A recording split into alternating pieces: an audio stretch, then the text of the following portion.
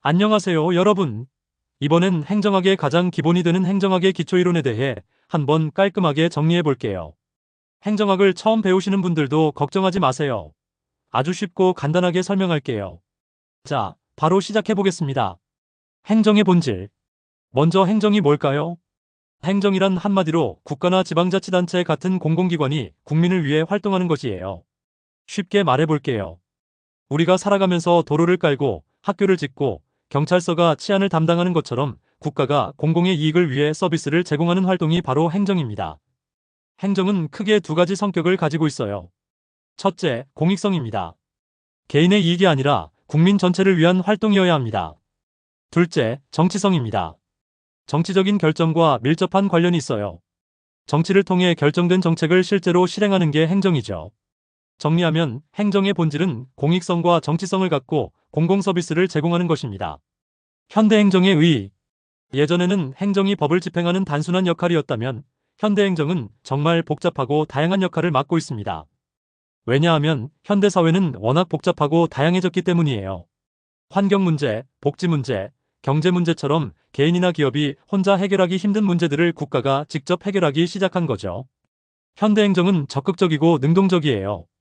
단순히 문제를 해결하는 것을 넘어서 미리 예방하고 대책을 마련하는 역할까지 하고 있습니다. 즉, 현대행정은 국민의 삶의 질을 높이기 위해 적극적으로 문제를 해결하는 활동이라고 할 수 있어요. 행정이념. 행정이념은 말 그대로 행정이 추구해야 할 가치입니다. 크게 두 가지로 나눌 수 있는데요. 본질적 가치 행정이 궁극적으로 이루려는 목표를 말합니다. 자유, 평등, 정의, 복지 같은 가치들이 여기에 속해요. 수단적 가치 이 목표를 이루기 위한 방법에 관련된 가치입니다. 능률성, 효과성, 책임성, 투명성 등이 있습니다. 쉽게 말해 본질적 가치는 무엇을 위해? 라는 질문이고 수단적 가치는 어떻게? 라는 질문이라고 생각하면 좋아요. 행정은 이 두 가지를 조화롭게 추구해야 합니다. 즉, 좋은 목표를 좋은 방법으로 달성하는 것이죠. 사행정학의 성립과 학문적 성격. 행정학이라는 학문은 어떻게 시작되었을까요? 행정학은 1887년 미국의 대통령이었던 우드로 윌슨에 의해 탄생했습니다. 윌슨은 이런 말을 했어요.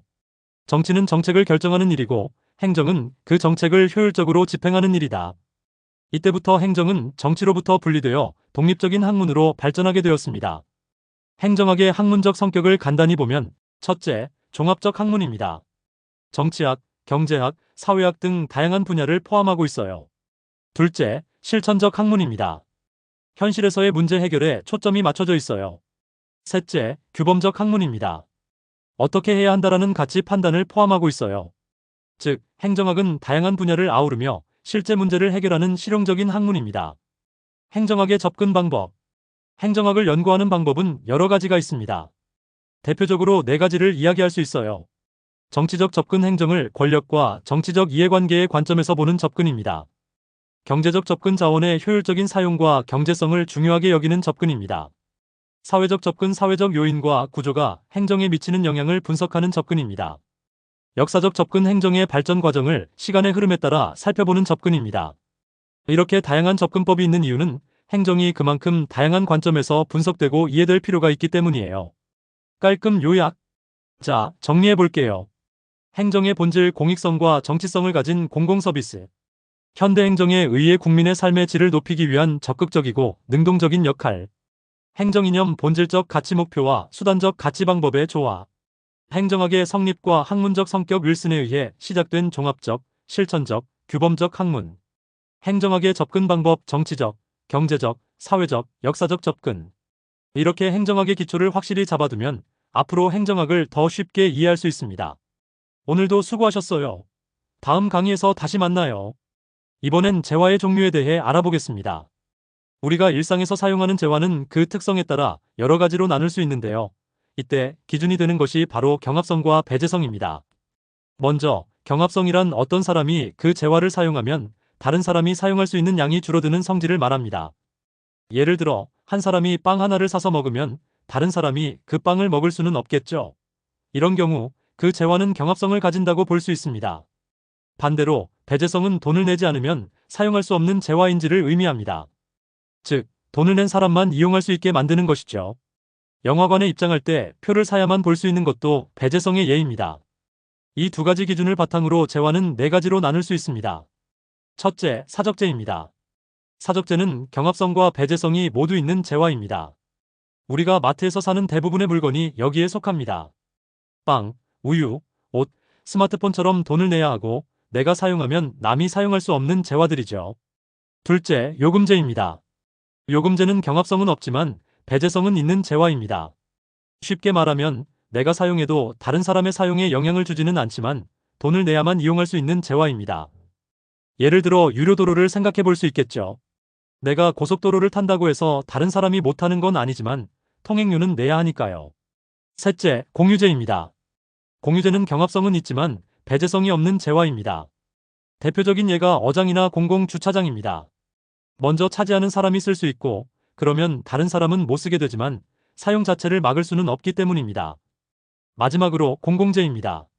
공공재는 경합성도 없고 배제성도 없는 재화입니다. 즉, 모두가 함께 이용할 수 있고 누구도 배제할 수 없는 재화인데요. 대표적으로는 국방이나 치안, 가로등과 같은 것이 있습니다. 우리가 함께 누리지만 누군가를 따로 떼어낼 수는 없죠. 이렇게 재화의 특성을 이해하면 정부가 어떤 경우에 시장에 개입하고 어떤 정책을 설계해야 하는지를 보다 잘 파악할 수 있습니다. 이제 우리는 시장 실패라는 개념에 대해 알아보겠습니다. 시장 실패란 시장이 자원을 스스로 효율적으로 배분하지 못할 때 발생하는 현상을 말합니다. 즉, 아무런 개입 없이 시장에 맡겨뒀더니 사회 전체적으로 바람직하지 못한 결과가 나타나는 경우입니다. 그럼 시장 실패는 왜 일어날까요? 대표적인 원인 몇 가지를 살펴보겠습니다. 첫 번째는 공공재의 존재입니다. 공공재는 모두가 함께 사용할 수 있고 누군가를 배제할 수도 없는 재화입니다. 예를 들어 국방, 가로등, 치안 같은 것들이죠. 문제는 이런 재화는 민간 기업이 이윤을 내기 어렵기 때문에 시장에서 충분히 공급되지 않는다는 겁니다. 아무도 돈을 내지 않으려고 하니까요. 그래서 이런 경우에는 정부가 나서서 직접 공급해야 시장 실패를 막을 수 있습니다. 두 번째는 외부 효과의 발생입니다. 외부 효과란 어떤 사람이나 기업의 행동이 제3자에게 의도치 않게 영향을 미치는 경우를 말합니다. 예를 들어 공장에서 나오는 매연은 주변 사람들의 건강에 해를 끼칠 수 있습니다. 이것은 부정적 외부 효과의 사례입니다. 반대로 예방접종을 맞는 사람은 자신뿐 아니라 주변 사람들까지 보호할 수 있는데 이는 긍정적 외부 효과입니다. 이런 경우에는 정부가 나서서 규제를 하거나 보조금을 지급하는 방식으로 개입할 수 있습니다. 세 번째는 자연독점입니다. 일부 산업은 생산에 엄청난 초기 비용이 들기 때문에 한 회사가 시장 전체를 장악하는 것이 더 효율적일 수 있습니다. 대표적인 예로는 전기, 수도, 철도 같은 기반 시설이 있습니다. 이런 경우에는 경쟁이 불가능하거나 비효율적이기 때문에 정부가 직접 운영하거나 강하게 규제해야 합니다. 네 번째는 불완전 경쟁입니다. 시장에는 때때로 경쟁이 충분하지 않거나 특정 기업이 지나치게 힘을 가지는 경우가 있습니다. 예를 들어 독점이나 과점이 형성되면 소비자는 높은 가격과 낮은 품질에 노출될 수밖에 없습니다. 이런 시장의 실패를 막기 위해 정부는 공정거래법이나 반독점 규제를 통해 개입하게 됩니다. 마지막은 정보의 비대칭성입니다. 이것은 거래 당사자 중 한쪽이 상대방보다 더 많은 정보를 가지고 있을 때 발생합니다. 예를 들어 중고차 시장에서는 판매자가 차량의 상태를 더 잘 알기 때문에 소비자는 불리한 조건에서 거래하게 될 가능성이 큽니다. 이런 문제를 해결하기 위해 정부는 정보 공개를 의무화하거나 인증 제도를 도입하기도 합니다. 이렇게 시장 실패는 여러 방식으로 발생할 수 있고 정부의 개입이 필요한 이유가 되기도 합니다. 지금까지 시장 실패에 대해 살펴봤습니다. 그런데 여기서 중요한 질문이 하나 생깁니다. 그렇다면 정부가 개입하면 항상 문제를 해결할 수 있을까요? 안타깝게도 그렇지 않습니다. 정부가 시장을 바로잡기 위해 나섰지만 오히려 새로운 문제가 발생하는 경우가 있습니다. 이를 정부 실패라고 부릅니다. 정부 실패가 발생하는 이유도 다양합니다. 첫 번째는 사적 목표의 설정입니다. 정책을 집행하는 공무원이나 정치인이 공공의 이익보다는 자신이나 특정 집단의 이익을 우선시하는 경우입니다. 예를 들어 특정 기업에 유리하도록 법을 만들거나 선거를 위해 인기 위주의 정책을 펴는 것이 이에 해당합니다. 두 번째는 X-B 효율과 비용 체증입니다. 경쟁이 없는 정부 조직은 긴장감이 떨어지고 비효율이 누적될 가능성이 높습니다. 업무가 느리고 비효율적으로 처리되며 예산이 낭비되는 경우도 많습니다. 국민의 세금이 제대로 쓰이지 않는 것이죠. 세 번째는 파생적 외부 효과입니다. 정부의 정책이 또 다른 문제를 일으키는 경우입니다. 예를 들어 농산물 가격을 지지하려고 정부가 구매를 해주면 농민들은 더 많이 생산하게 되고 결국 물자가 남아돌아 보관 비용이나 폐기 비용이 발생할 수 있습니다. 선한 의도로 만든 정책이 새로운 사회적 비용을 초래하는 것이죠. 마지막으로는 권력의 편제입니다. 권력이나 정보가 특정 기관이나 사람에게만 집중되면 의사결정이 왜곡되고 민주적 절차가 무시될 수 있습니다. 이로 인해 국민의 다양한 의견이 반영되지 않고 정책이 불공정하게 집행될 가능성이 생깁니다. 이처럼 정부 개입이 항상 옳은 결과를 낳는 것은 아니며 시장 실패를 고치려다 정부 실패가 발생할 수도 있다는 점을 반드시 염두에 두어야 합니다. 이번엔 행정학에서 매우 기본적이면서도 중요한 개념인 행정이념과 정의의 원리에 대해 이야기해 보겠습니다. 먼저 행정이념이란 행정이 지향해야 할 바람직한 가치들을 말합니다. 우리가 공공행정을 통해 궁극적으로 달성하고자 하는 목적과 기준이라고 할 수 있죠. 이 행정이념은 그 성격에 따라 크게 두 가지로 나눌 수 있습니다. 첫 번째는 본질적 행정가치입니다. 이 가치는 행정이 왜 존재하는가에 대한 근본적인 질문에 대한 답이라고 볼 수 있습니다. 예를 들어 공익, 정의, 형평, 자유, 평등, 복지와 같은 가치들이 여기에 해당합니다. 쉽게 말해 행정이 존재하는 목적이 바로 이러한 가치를 실현하기 위함이라는 거죠. 예를 들어 국민 모두가 동등하게 복지를 누릴 수 있어야 하고 법 앞에 평등해야 하며 사회적 약자에게는 형평에 맞는 배려가 필요합니다. 이러한 가치들은 행정이 궁극적으로 지향해야 하는 외에 해당합니다. 두 번째는 수단적 행정가치입니다. 이 가치는 행정이 어떻게 운영되어야 하는지를 설명합니다. 즉, 행정이 본질적 가치를 실현하기 위해 가져야 할 운영 방식이나 절차상의 기준들입니다. 예를 들어 합법성, 능률성, 민주성, 합리성, 효과성, 생산성, 투명성, 신뢰성 등이 이에 해당합니다. 좀 더 쉽게 설명하자면 복지를 실현하는 것도 중요하지만 그 과정이 법에 맞게 효과적으로 그리고 국민에게 신뢰를 줄 수 있는 방식으로 이루어져야 한다는 것입니다. 좋은 목표도 비효율적이고 불투명한 방식으로 이루어진다면 정당성을 얻기 어렵겠죠. 자, 그럼 이제 본질적 가치 중 하나인 정의에 대해 좀 더 깊이 들어가 보겠습니다. 정의란 말 그대로 공정한 상태를 뜻합니다. 행정이 자원을 어떻게 배분하느냐가 공정해야 하며 그것이 바로 정의로운 행정입니다. 단순히 모두에게 똑같이 나눠주는 것이 아니라 상황에 따라 공정하게 나누는 것이 핵심이죠. 정의에는 두 가지 원리가 있습니다. 첫 번째는 기본적 자유의 평등 원리, 즉 정의의 제1원리입니다. 이 원리는 모든 사람에게 기본적인 자유가 평등하게 보장되어야 한다는 내용을 담고 있습니다. 표현의 자유, 종교의 자유, 사상의 자유처럼 개인의 기본권이 누구에게나 똑같이 보장되어야 한다는 원칙이죠. 이 원리는 절대적인 우선순위를 가지며 어떤 경우에도 침해되어서는 안 됩니다. 두 번째는 차등 조정의 원리, 즉 정의의 제2원리입니다. 이 원리는 다시 두 가지 하위 원리로 나뉩니다. 먼저 공정한 기회균 등의 원리입니다. 이는 사회적 지위나 배경에 관계없이 누구나 같은 기회를 가질 수 있어야 한다는 의미입니다. 예를 들어 가난한 집에서 태어났다고 해서 좋은 교육을 받을 기회를 박탈당해서는 안 되겠죠. 다음은 차등의 원리 또는 최소극대화 원리라고도 불리는 원리입니다. 이 원리는 사회적으로 불리한 위치에 있는 사람들에게 더 많은 혜택을 제공할 수 있도록 제도를 설계해야 한다는 입장입니다. 즉, 불평등이 존재하더라도 그 불평등이 가장 불리한 사람에게 최대의 이익이 된다면 정당화될 수 있다는 원리입니다. 중요한 점은 이 두 원리 사이에도 우선순위가 있다는 것입니다. 먼저 기본적 자유의 평등 원리, 즉 제1원리가 제2원리보다 우선합니다. 그리고 제2원리 안에서도 공정한 기회균 등의 원리가 차등의 원리보다 앞서죠. 이 순서가 중요한 이유는 정의를 실현할 때 어떤 가치가 다른 가치보다 더 중요하게 다뤄져야 하는지를 판단하는 기준이 되기 때문입니다. 자, 이제부터는 행정학의 방법론 중 하나인 행태론적 접근 방법 또는 행태주의 BHAVIORALISM에 대해 알아보겠습니다. 행태론적 접근은 20세기 중반 이후 행정학과 정치학에서 본격적으로 강조되기 시작한 접근 방식입니다. 그 이전까지는 행정을 법이나 규범 중심으로 설명하려는 시도가 많았죠. 그러나 행태론은 실제 인간의 행동, 즉 행태를 중심으로 사회 현상을 과학적으로 분석하려는 방향으로 나아갑니다. 이 접근법의 첫 번째 특징은 과학적 연구 지향성입니다. 사회 현상도 자연과학처럼 과학적인 방법으로 연구할 수 있다는 생각이죠.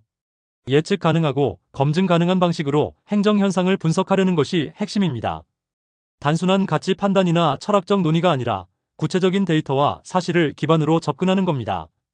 두 번째는 논리실증주의입니다. 논리실증주의란 이론이나 주장이 실제로 관찰되고 측정될 수 있어야 의미가 있다고 보는 철학적 입장입니다. 따라서 행태론은 구체적으로 관찰 가능한 사실과 데이터만을 분석 대상으로 삼습니다.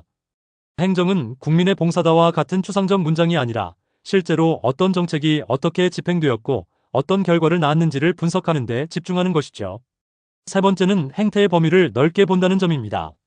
즉, 단순한 물리적 행동만이 아니라 태도, 의견, 개성 등도 행태의 일부로 간주합니다.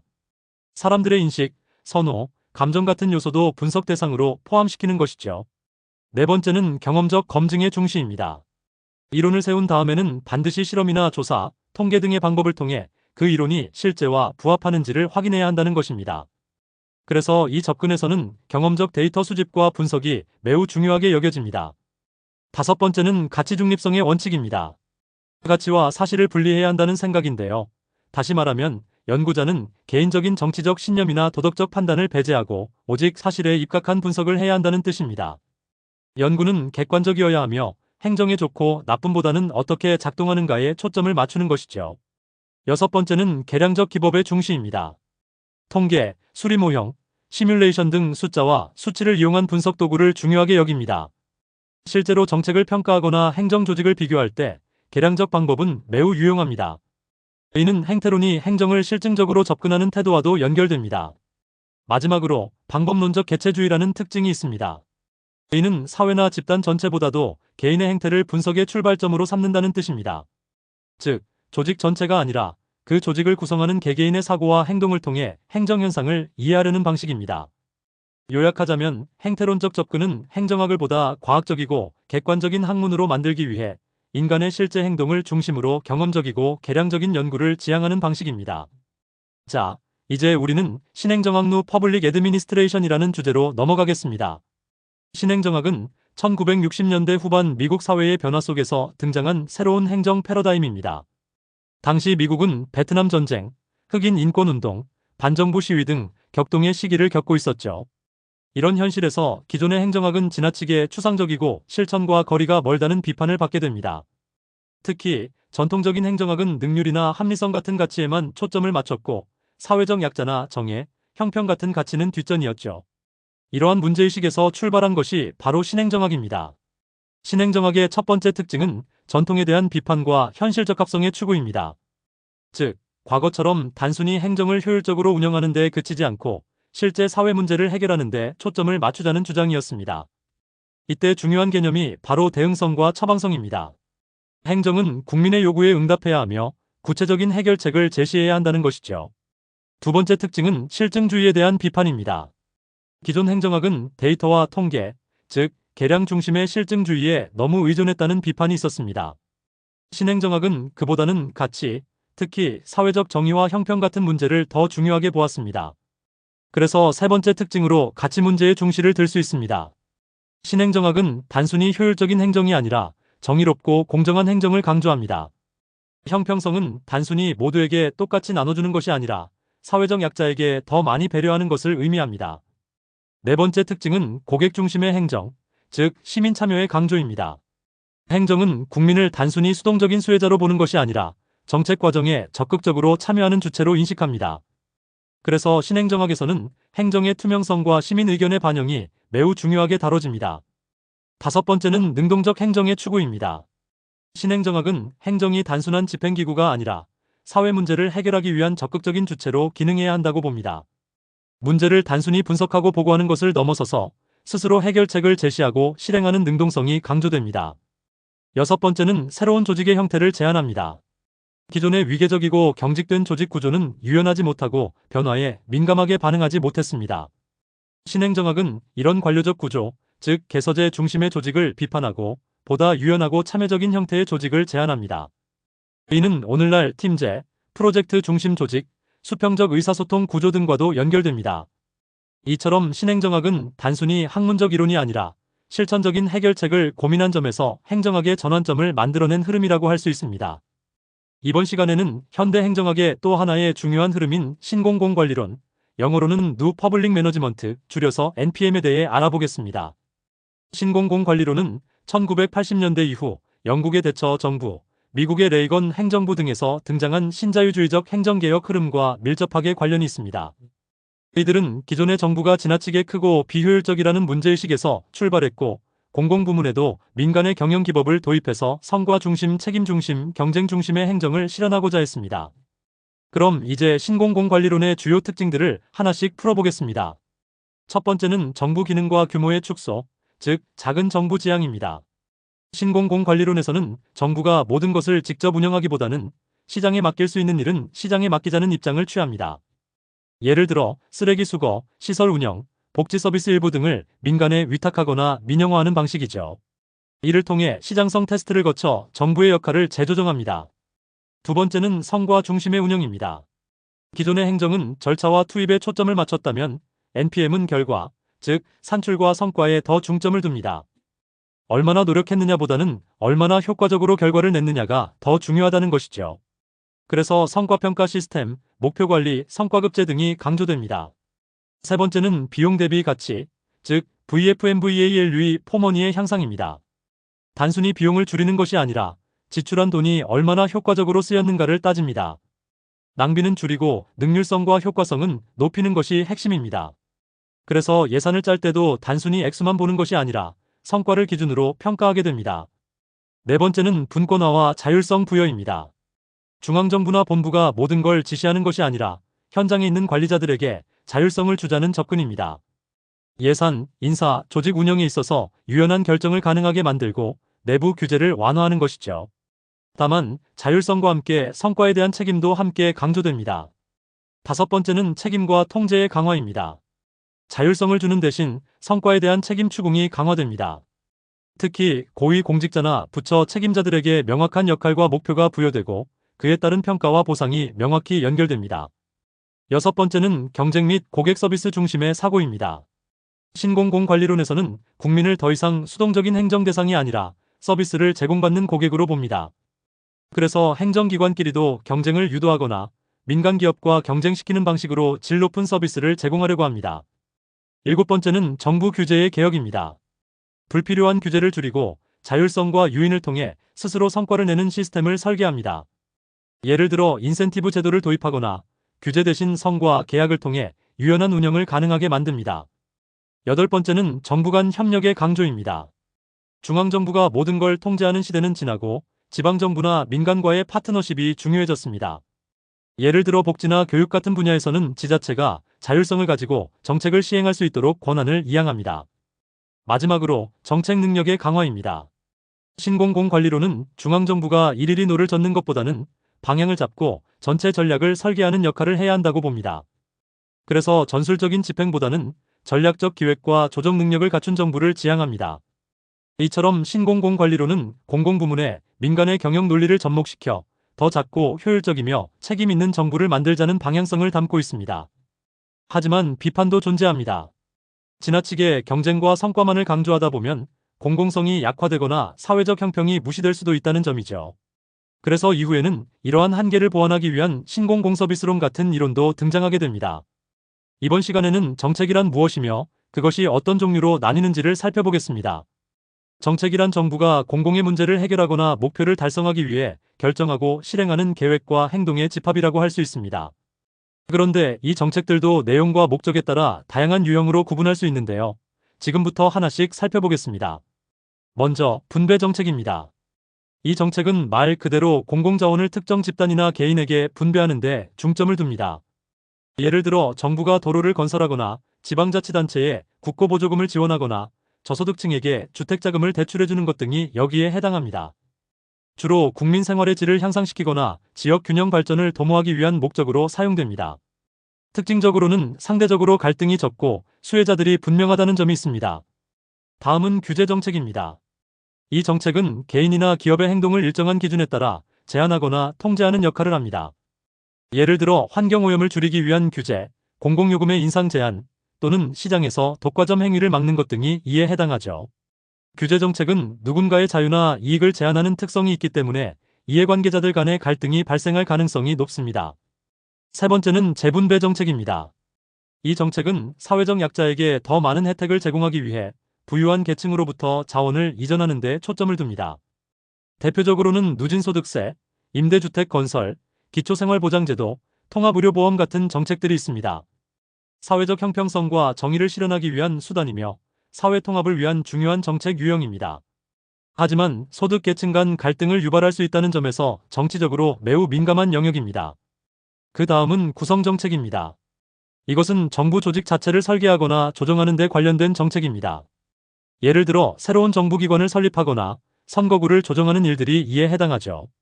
정치 구조나 행정 체계를 바꾸는 일이기 때문에 사회 전체에 중대한 영향을 미칠 수 있습니다.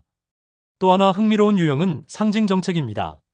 이 정책은 실제 자원 배분이나 행동 통제보다는 상징적 의미와 정치적 메시지에 중심을 둡니다. 예를 들어 경복궁 복원, 군대 열병 행사, 월드컵 개최 같은 정책이 이에 해당하죠. 이런 정책은 국민의 자긍심을 고취시키거나 정치적 결속을 유도하는 데 효과가 있습니다. 실질적인 성과보다는 정치적 상징성이 더 크다고 볼 수 있습니다. 그리고 추출 정책이라는 유형도 있습니다. 이 정책은 국가가 국민이나 기업으로부터 자원, 노동, 정보 등을 걷어들이는 것을 말합니다. 조세 부과, 병역 의무, 물자, 수용 등이 여기에 포함됩니다. 국민 입장에서는 부담을 느끼는 정책이기 때문에 합리성과 정당성을 확보하는 것이 매우 중요합니다. 정책 유형에는 규제 정책의 하위 유형으로 보호적 규제 정책과 경쟁적 규제 정책, 그리고 자율 규제 정책도 포함됩니다. 보호적 규제 정책은 소비자나 노동자를 보호하기 위한 목적이 큽니다. 예를 들어 최저임금제나 불공정 거래를 금지하는 제도가 여기에 해당합니다. 반면 경쟁적 규제 정책은 제한된 자원을 누구에게 줄지를 결정할 때 사용됩니다. 예를 들어 항공사 노선 배정이나 이동통신 사업자 선정 같은 경우입니다. 이때 공정한 경쟁 절차와 기준 설정이 핵심이 됩니다. 마지막으로 자율규제 정책은 정부가 아닌 민간 집단에 일정한 규제 권한을 부여하는 방식입니다. 예를 들어 의사회나 변호사회가 자체적으로 회원의 윤리 기준을 설정하고 관리하는 경우가 그렇습니다. 이렇게 정책은 다양한 유형으로 나뉘며 각각의 특성과 목적에 따라 접근 방식이 달라집니다. 행정학에서는 이러한 정책의 유형을 이해함으로써 정부가 어떤 방식으로 사회 문제를 해결하려는지를 더 명확하게 파악할 수 있게 됩니다. 이번에는 정책이 만들어지는 첫 단계, 바로 정책 의제 설정에 대해 이야기해 보겠습니다. 우리는 매일 수많은 사회 문제 속에서 살고 있습니다. 교통체증, 환경오염, 실업, 교육격차 등 다양한 문제가 존재하죠. 그런데 이 많은 문제들 중 일부만이 정부의 공식적인 정책으로 다뤄집니다. 왜일까요? 바로 그 이유가 의제 설정 과정에 있습니다. 정책 의제란 정부가 공식적으로 다루기로 결정한 문제를 말합니다. 즉, 정책으로 채택되어 논의되고 실행 가능한 단계에 오른 사회 문제를 의미하죠. 이 과정을 설명한 대표적인 학자가 콥카브과 엘더입니다. 이들은 의제가 형성되는 단계를 다음과 같이 설명합니다. 가장 먼저 어떤 사회 문제가 존재합니다. 이것은 사회 안에서 어떤 결함이나 불편함, 갈등이 드러나는 상태를 의미합니다. 예를 들어 미세먼지가 심해지거나 청년 실업률이 높아지는 상황이죠. 하지만 이 시점에서는 단순히 문제일 뿐 아직 정책화되지 않은 상태입니다. 그 다음 단계는 사회적 이슈입니다. 이제 이 문제를 놓고 사람들 사이에 다양한 의견이 나오고 언론 보도나 시민단체 활동 등을 통해 논쟁이 벌어지는 단계입니다. 문제의 존재가 사람들에게 인식되면서 사회적 쟁점으로 떠오르는 것이죠. 이제 주목을 받기 시작한 문제는 체제의제 또는 공중의제로 올라갑니다. 이것은 일반 대중이 정부가 반드시 이 문제를 해결해야 한다고 생각하는 상태입니다. 국민 여론이 형성되기 시작하는 단계로 정부의 관심을 촉구하는 중요한 시기입니다. 마지막으로 이 문제가 제도의제, 즉 공식의제가 됩니다. 이 단계에서는 정부가 이 문제를 공식적으로 정책으로 다루기로 결정한 상태입니다. 법안을 발의하거나 예산을 편성하거나 위원회를 구성하는 등의 구체적인 행동이 수반되죠. 결국 수많은 사회 문제 중에서도 어떤 문제는 정책이 되고 어떤 문제는 그대로 묻히는 이유는 이 의제 설정 과정을 얼마나 잘 통과하느냐에 달려있는 것입니다. 정책이 의제로 채택된 이후에는 이제 결정이 필요합니다. 누가 어떤 기준으로 어떤 방식으로 결정을 내릴까요? 그 방식을 이해하기 위해 우리는 여러 가지 정책 결정 모형을 살펴볼 수 있습니다. 먼저 개인적 차원의 결정 모형부터 알아보겠습니다. 첫 번째는 합리 모형입니다. 이 모형은 정책 결정자가 마치 신처럼 모든 정보를 가지고 있고 모든 대안을 다 고려해서 최선의 선택을 한다는 전제를 바탕으로 합니다. 매우 논리적이고 이상적인 방식이죠. 하지만 실제로는 시간이 부족하고 정보도 완벽하지 않기 때문에 현실에서 그대로 적용하기는 어렵습니다. 그래서 등장한 것이 만족 모형입니다. 이 모형은 사람은 완벽한 결정을 할 수 없다는 점을 인정하고 자신이 만족할 만한 수준에서 결정을 내린다는 가정입니다. 즉, 최선이 아니라 충분히 괜찮은 선택을 한다는 것이죠. 실무에서는 오히려 이 방식이 더 현실에 가깝습니다. 세 번째는 점증 모형입니다. 기존에 있는 정책을 기준으로 거기에 조금씩 더하거나 빼는 방식으로 결정하는 모형입니다. 큰 틀을 바꾸지 않고 현실적인 수정과 타협을 통해 정책을 결정하는 방식이죠. 정치적 갈등을 줄이기 위한 접근이기도 합니다. 그 다음은 혼합주사 모형입니다. 말 그대로 합리 모형과 점증 모형을 섞은 방식입니다. 큰 틀에서는 합리적으로 장기적인 방향을 설정하되 세부 내용은 점진적으로 조정하는 방식이죠. 마지막은 최적 모형입니다. 이 모형은 합리적인 분석뿐만 아니라 직관이나 경험 같은 비합리적 요소도 함께 고려하여 최선의 선택을 한다고 봅니다. 즉, 이성적 계산과 함께 인간적인 판단도 정책 결정의 중요한 요소가 된다는 시각입니다. 정책 결정은 단지 개인 한 사람의 판단만으로 이루어지는 것이 아니라 여러 조직과 집단, 이해관계자들이 함께 관여하는 복잡한 과정을 통해 이루어지는 경우가 많습니다. 그래서 이번에는 정책 결정을 집단적 관점에서 설명하는 대표적인 4가지 이론적 모형을 소개하겠습니다. 첫 번째는 회사 모형 또는 연합 모형입니다. 이 모형은 행정조직이나 정부기관이 기업과 유사한 방식으로 운영된다고 봅니다.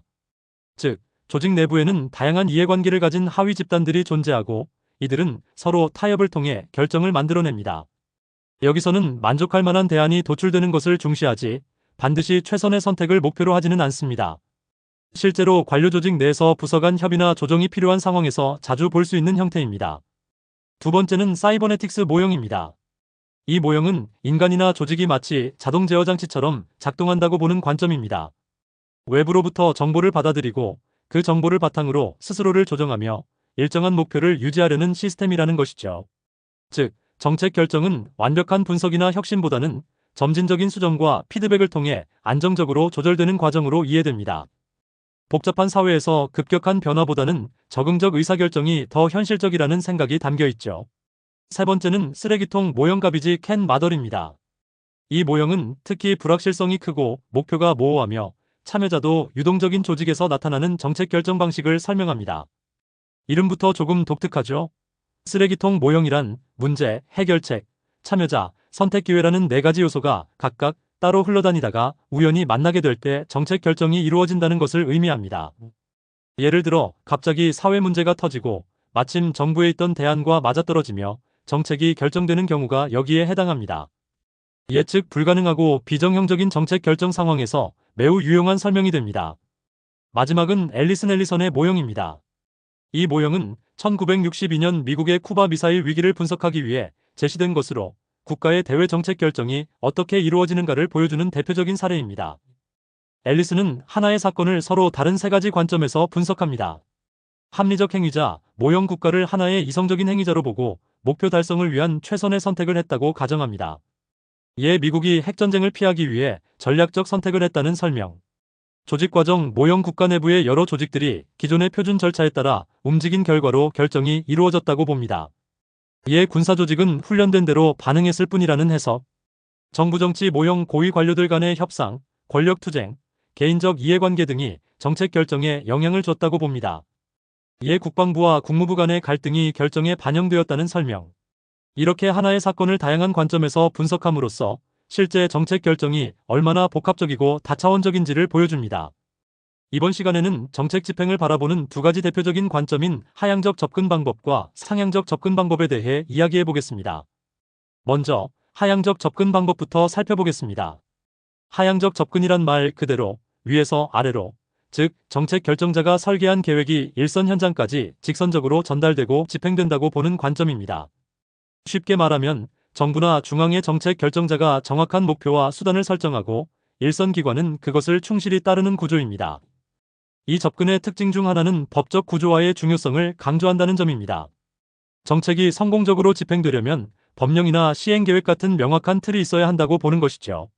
또한 정책 결정과 정책 집행을 서로 분리된 단계로 간주하며 집행은 기술적이고 비정치적인 절차라고 생각합니다. 또한 하향적 접근은 단일 과정으로서의 집행을 상정합니다. 즉, 결정된 정책이 일관되게 계획대로 집행되면 성공이라고 보는 겁니다. 이때 중요한 것은 정책과 집행 사이에 명확한 인과관계가 성립해야 하며 이것이 깨질 경우 정책은 실패한다고 봅니다. 하지만 현실에서는 꼭 그렇지만은 않죠. 그래서 등장한 것이 바로 상향적 접근 방법입니다. 상향적 접근은 정책 집행자의 관점, 즉 현장 일선에서 정책을 수행하는 사람들의 시각을 중심으로 정책을 바라봅니다. 여기서 중요한 것은 정책은 단순히 내려오는 명령이 아니라 현장에서 끊임없이 조정되고 협상되며 정치적 성격을 가진 과정이라는 점입니다. 이 접근은 특히 일선 공무원들, 즉 정책을 실제로 실행하는 사람들이 얼마나 재량을 가지고 있는지에 주목합니다. 예를 들어 경찰관, 사회복지사, 교사 같은 사람들이 현장에서 어떻게 판단하고 행동하느냐가 정책의 성공 여부에 결정적인 영향을 준다는 것이죠. 또한 상향적 접근은 정책의 순환성을 강조합니다. 정책은 한 번 정해지고 끝나는 것이 아니라 집행을 통해 계속 피드백을 받고 다시 목표나 방법이 조정되는 반복적 과정으로 본다는 의미입니다.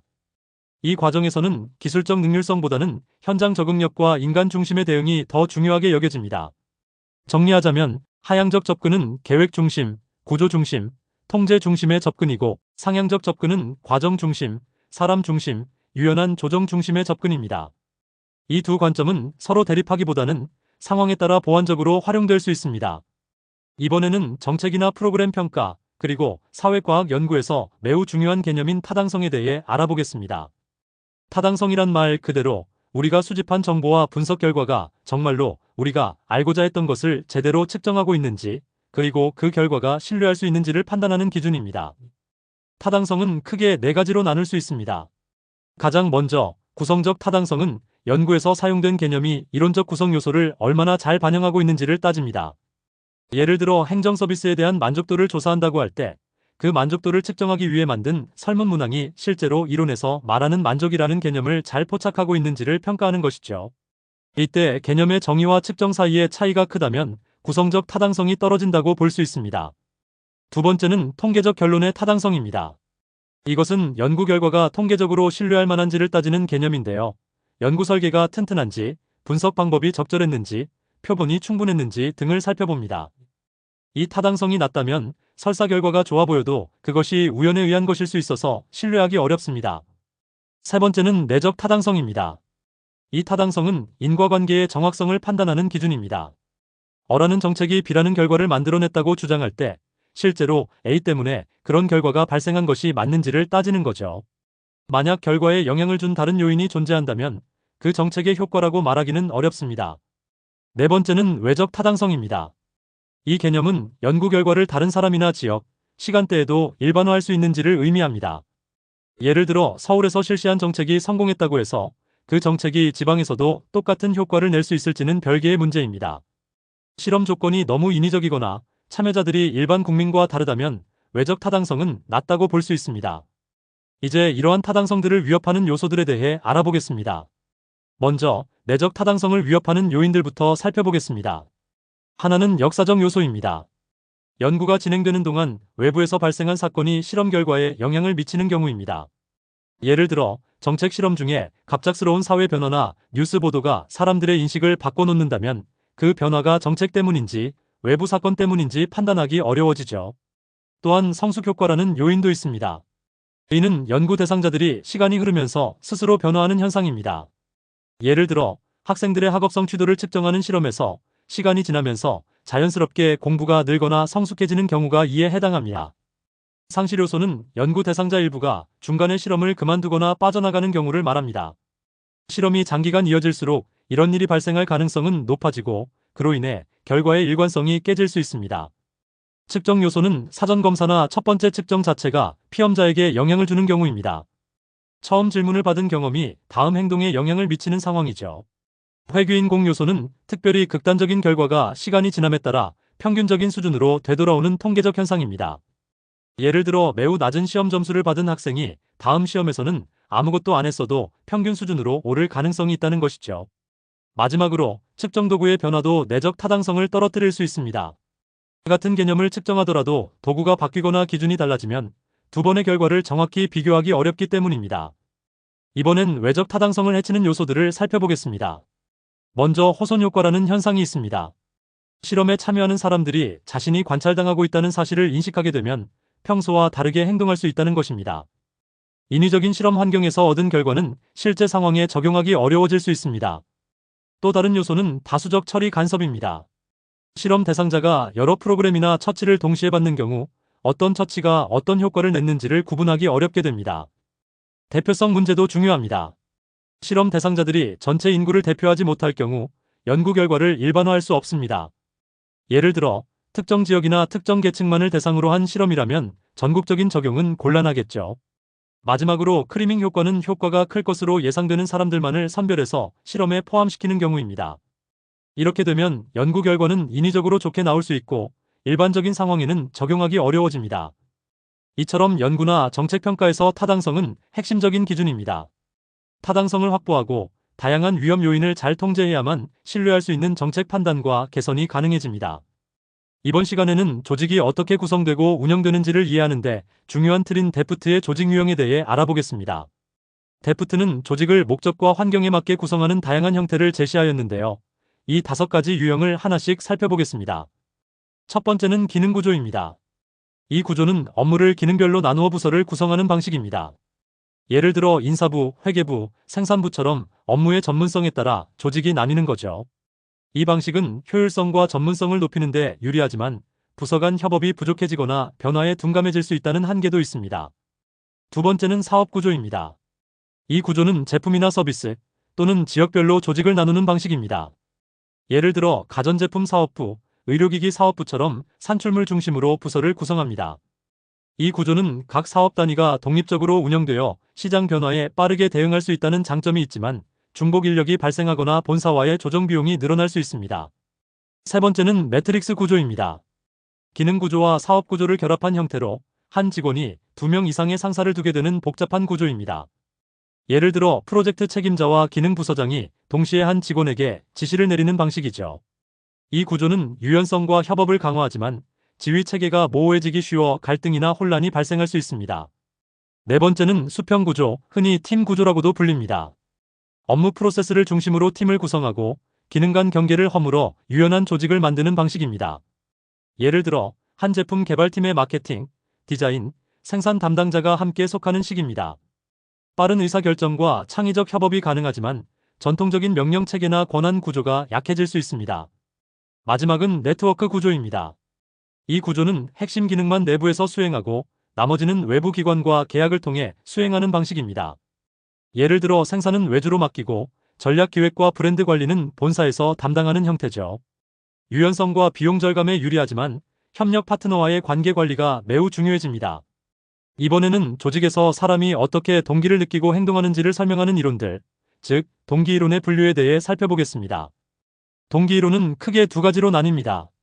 하나는 내용이론, 다른 하나는 과정이론입니다. 먼저 내용이론은 사람이 어떤 욕구나 필요를 충족하기 위해 행동한다고 보고 그 욕구의 종류에 초점을 맞춥니다. 쉽게 말해 무엇이 사람의 동기를 유발하는가를 설명하는 이론이죠. 대표적인 내용이론에는 다음과 같은 이론들이 있습니다. 매슬로우의 욕구 단계 이론, 알더퍼의 ERG 이론, 맥그리거의 XY 이론, 허즈버그의 동기-위생 이론 등이 있습니다. 이 이론들은 사람들이 생리적 욕구에서 자아실현 욕구에 이르기까지 다양한 동기를 가지고 있고 그 욕구를 충족시키기 위한 환경을 제공하면 더 나은 성과를 낼 수 있다고 봅니다. 반면 과정이론은 사람이 어떻게 동기를 형성하고 행동으로 옮기는지를 설명합니다. 즉, 동기가 형성되는 과정 자체에 초점을 둔 이론들이죠. 여기에는 기대이론, 공정성이론, 강화이론, 목표 설정이론 같은 것들이 포함됩니다. 이들은 인간이 환경을 인지하고 자신에게 주어진 보상이나 결과를 비교하면서 행동을 결정한다고 봅니다. 예를 들어 노력하면 성과가 날 것이라는 믿음 기대, 그리고 그 성과에 대해 공정하게 보상이 주어질 것이라는 신념이 동기를 자극하게 된다는 것이죠. 마지막으로 허즈버그의 이원론 또는 동기-위생 이론에 대해 설명드리겠습니다. 허즈버그는 직무 만족과 불만족이 단일 차원에 있지 않고 서로 다른 차원이라고 주장했습니다.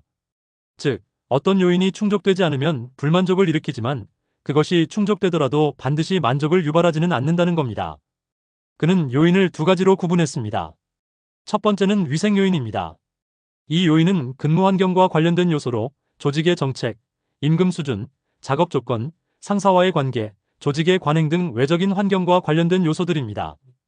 이 요인들이 미흡하면 강한 불만을 일으키지만 이를 개선한다고 해서 직무 만족이 자동으로 증가하지는 않습니다. 마치 위생 상태가 나쁘면 불쾌감을 느끼지만 깨끗하다고 해서 행복해지는 건 아닌 것과 비슷하죠. 두 번째는 동기 요인입니다. 이 요인은 직무 그 자체에서 오는 만족과 관련된 요소들입니다. 성취감, 인정받는 느낌, 책임감, 성장 기회, 승진 가능성 등이 여기에 포함됩니다. 이러한 요소는 직무 만족을 직접적으로 유발하며 개인의 동기를 높이는 핵심이 됩니다. 중요한 점은 이 두 요인이 별개의 차원이라는 겁니다. 위생 요인이 충족된다고 해서 반드시 동기 요인이 충족되는 것은 아닙니다.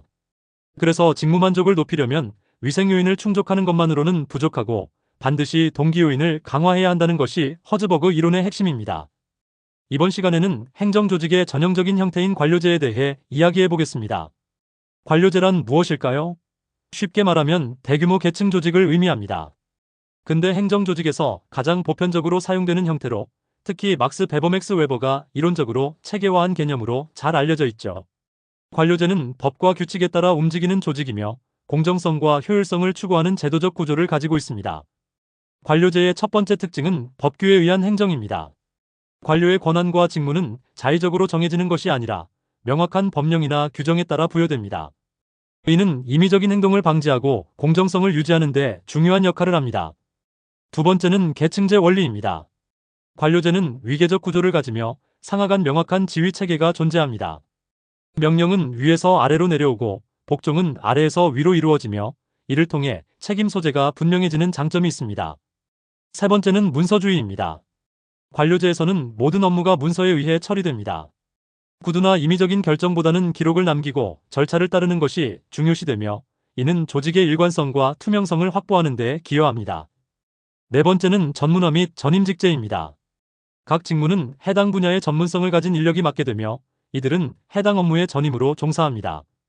이를 통해 높은 수준의 기술과 지식을 바탕으로 행정 서비스를 제공할 수 있게 됩니다. 다섯 번째는 비정의성, 즉 공사 구분의 철저함입니다. 관료는 사적인 감정이나 편견 없이 공적인 업무를 수행해야 하며 모든 국민에게 공정하게 서비스를 제공해야 합니다. 마지막으로는 고용관계의 자유계약성이 있습니다. 이는 관료와 국가 간의 관계가 법적 계약에 따라 이루어지며 일정한 조건과 기준 하에서 서로 동의한 관계라는 것을 의미합니다.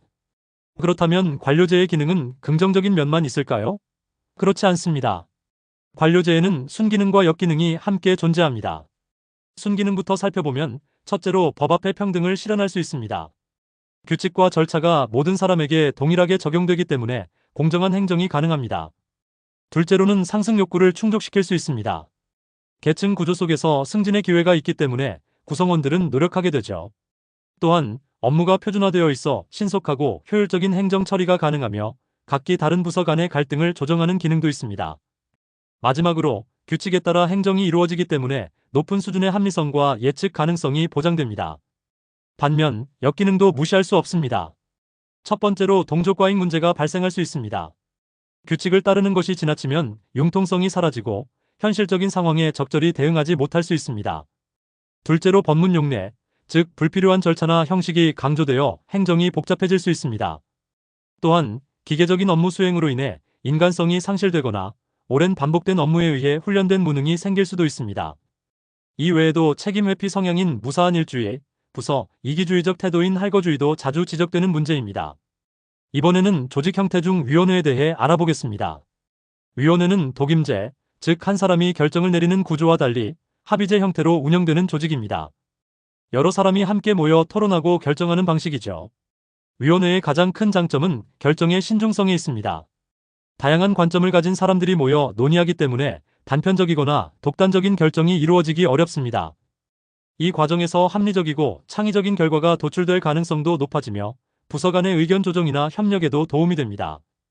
또한 위원회는 단일한 리더에 의존하지 않기 때문에 한 사람이 자리를 비워도 운영의 안정성과 계속성을 유지할 수 있습니다. 하지만 단점도 존재합니다. 다수의 의견을 조율하다 보면 결정 속도가 느려지고 의견 충돌로 인해 비효율이 발생할 수 있습니다. 또한 책임 소재가 불분명해지거나 모두가 조금씩 양보한 타협적 결정에 머무를 가능성도 있습니다. 때로는 다수에 휘둘려 소수의 의견이 무시되거나 오히려 소수의 강력한 인물이 주도하는 소수 전제 현상도 생길 수 있습니다. 따라서 위원회는 다원적인 참여와 숙고를 가능하게 하면서도 의사결정의 명확성과 신속성을 어떻게 보완할 것인지가 관건이 됩니다. 이번엔 조직이나 집단에서 자주 발생하는 갈등 상황을 어떻게 해결할 수 있는지 그 전략들에 대해 이야기해 보겠습니다. 갈등이란 서로 다른 이해관계나 목표를 가진 사람들이 충돌하는 상황을 말합니다. 이런 상황에서 우리는 어떻게 대응할 수 있을까요? 대응 방식은 크게 두 가지 기준에 따라 나눌 수 있습니다. 하나는 자신의 이익을 얼마나 만족시키려 하느냐, 다른 하나는 상대방의 이익을 얼마나 만족시키려 하느냐입니다. 이 두 축의 조합에 따라 5가지 갈등 해결 전략이 나옵니다. 첫 번째는 회피입니다. 자신의 이익도 중요하게 생각하지 않고 상대방의 이익에도 무관심한 태도입니다. 쉽게 말해 갈등 자체를 피하려는 방식이죠. 당장의 충돌은 줄일 수 있지만 근본적인 문제 해결은 어렵습니다. 두 번째는 순응입니다. 자신의 이익보다는 상대방의 이익을 우선시하는 접근입니다. 갈등을 줄이기 위해 상대방의 입장을 그대로 받아들이는 경우인데 관계 유지를 원할 때는 효과적일 수 있지만 장기적으로는 불만이 누적될 수 있습니다. 세 번째는 경쟁입니다. 이 경우는 자신의 이익을 가장 중요하게 여기고 상대방의 이익은 고려하지 않는 방식입니다. 승패가 뚜렷한 구조에서 자주 등장하며 빠른 결정을 내릴 때 유리할 수 있지만 관계 악화의 위험도 큽니다. 네 번째는 타협입니다. 이 전략은 서로의 이익을 어느 정도씩 양보해서 중간 지점을 찾는 방식입니다. 완전한 만족은 아니지만 갈등의 강도를 줄이고 문제를 해결하는 현실적인 접근입니다. 마지막은 협동 또는 협력입니다. 자신의 이익과 상대방의 이익을 모두 중요하게 생각하며 갈등을 해결하고 상생할 수 있는 방안을 모색합니다. 시간이 오래 걸릴 수 있지만 가장 이상적이고 지속 가능한 해결책을 만들 수 있습니다. 이처럼 갈등 해결 전략은 상황과 목표, 관계의 중요도에 따라 다르게 선택되어야 합니다.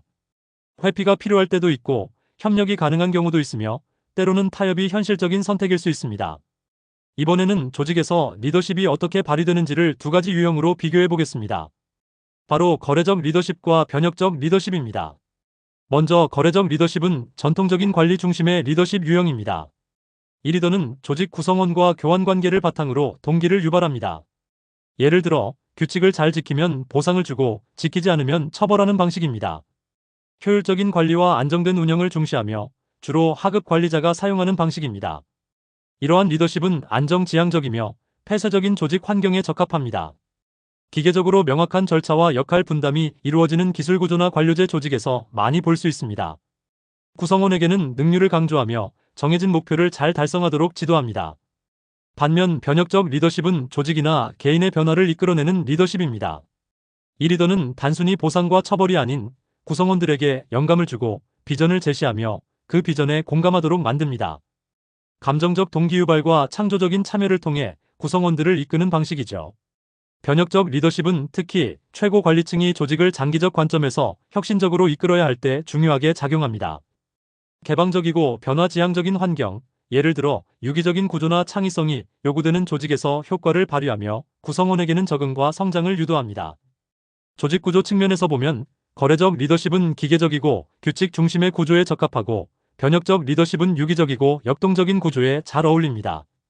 요약하자면 거래적 리더십은 정해진 일을 잘하게 만드는 리더, 변혁적 리더십은 조직과 사람을 한 단계 더 성장시키는 리더라고 할 수 있습니다. 조직의 상황과 목표에 따라 두 리더십을 적절히 조합하는 것이 중요합니다. 이번엔 디지털 시대의 필수적인 정부 운영 방식인 전자정부에 대해 알아보겠습니다. 전자정부란 간단히 말해 정보기술을 활용하여 행정기관 간 또는 국민과의 행정 업무를 보다 효율적으로 수행하는 정부를 말합니다. 예전처럼 복잡한 절차와 종이 문서 중심이 아니라 인터넷과 디지털 기술을 통해 더 빠르고 투명하게 행정을 운영하는 것이 핵심입니다. 전자정부의 가장 큰 특징은 정보기술의 적극적인 활용입니다. 예를 들어 세금 신고, 민원 신청, 여권 발급 등 많은 행정 서비스가 온라인으로 제공되고 있죠. 이는 정부가 국민 중심의 서비스를 지향한다는 뜻이기도 합니다. 또한 전자정부는 열린 정부를 지향합니다. 행정정보를 국민과 공유하고 투명성을 높이며 참여를 유도합니다. 그리고 부처 간 칸막이를 줄이는 통합지향적 정부, 즉 이음매 없는 정부를 구현하려는 노력도 특징 중 하나입니다. 이외에도 문제 해결 중심의 쇄신적이고 민첩한 정부, 작은 정부를 지향하는 고효율 정부, 기존의 경직된 관료제를 탈피한 유연한 자율형 정부로서의 역할을 목표로 합니다. 특히 원-스타프 한 번의 서비스와 난-스타프 24시간 무중단 서비스는 국민 편의성을 획기적으로 높여주는 핵심 서비스 방식입니다. 이번에는 조직의 성과 향상을 위한 관리 기법인 목표 관리에 대해 살펴보겠습니다. MBO, 즉 매너지먼트 바이 어브젝티브즈는 조직과 구성원이 함께 목표를 설정하고 그 목표 달성을 위해 자율적으로 노력하며 결과를 평가받는 방식입니다. 가장 중요한 특징은 참여적 관리라는 점입니다. 관리자 혼자서 목표를 지시하는 것이 아니라 구성원 개개인이 직접 목표 설정에 참여합니다. 이를 통해 주인의식을 갖고 더 적극적으로 일에 임하게 되는 것이죠. 목표 관리는 조직의 목표와 개인의 목표를 조화롭게 결합하는 통합적 관리 전략이기도 합니다. 구성원들은 자기 일이 조직 전체에 어떤 기여를 하는지 이해하게 되며 자율적이고 분권적인 환경 속에서 성과를 창출할 수 있습니다. 또한 목표는 계량 가능한 단기 목표로 설정됩니다. 잘하자 같은 추상적인 목표보다는 3개월 내 고객 만족도 10% 향상처럼 구체적이고 측정 가능한 형태로 설정되죠. 마지막으로 목표 관리는 성과에 대한 피드백, 즉 환류를 중요하게 여깁니다. 단순히 결과만 평가하는 것이 아니라 과정 중간에도 점검하고 필요시 목표를 수정하거나 지원을 제공함으로써 조직의 역동성을 유지합니다.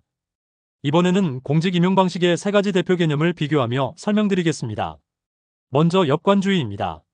이 제도는 정치적 충성도를 기준으로 공직자를 임용하는 방식입니다. 즉, 정당이나 지도자에게 충성한 사람에게 공직을 보상으로 주는 형태죠. 역관주의는 정권이 바뀔 때마다 관료도 대거 교체되는 특징이 있으며 정치적 리더십을 강화하고 행정의 민주성과 참여성을 확대하는 장점이 있습니다. 그러나 단점도 뚜렷합니다. 행정의 안정성과 전문성이 떨어지고 공직이 낭비되거나 부패로 이어질 가능성이 큽니다. 신뢰보다 정치적 이해관계에 따라 인사가 이루어지기 때문이죠. 반대로 실적주의는 개인의 능력, 성과, 자격 등을 기준으로 공직자를 임용하는 방식입니다. 시험과 평가를 통해 능력 있는 사람을 채용하고 승진시키는 시스템으로 전문성과 행정의 안정성을 확보할 수 있습니다. 또한 정치적 중립을 지킬 수 있다는 장점도 있습니다. 하지만 이 역시 단점이 있는데요. 대표적으로 경직성과 비인간화, 행정의 반응성 저하, 그리고 보신주의, 즉 자신의 자리만 지키려는 태도가 생기기 쉽다는 점이 있습니다. 이러한 실적주의의 한계를 보완하려는 개념이 바로 대표관료제입니다. 이 제도는 사회의 다양한 계층과 집단이 공직에 비례적으로 참여해야 한다는 원칙입니다. 예를 들어 성별, 지역, 소수집단 등의 대표성이 공직 구성에 반영되어야 한다는 것이죠. 이로 인해 관료제 내부의 다양성이 확보되고 책임성과 민주성이 향상되며 정책의 공감력과 수용성도 높아질 수 있습니다. 다만 능력 중심의 실적주의와 충돌하거나 역차별, 전문성 저하, 자유주의 원칙과의 충돌 같은 문제점도 존재합니다. 마지막으로는 직위분류제에 대해 알아보겠습니다. 이 제도는 공무원의 자리를 직무의 곤란도와 책임도에 따라 분류하는 제도입니다. 즉, 어떤 사람이 아니라 어떤 직무에 어떤 자격이 필요한지를 중심으로 공직을 설계하는 방식입니다. 먼저 직위는 한 사람이 담당하는 직무와 책임을 말합니다.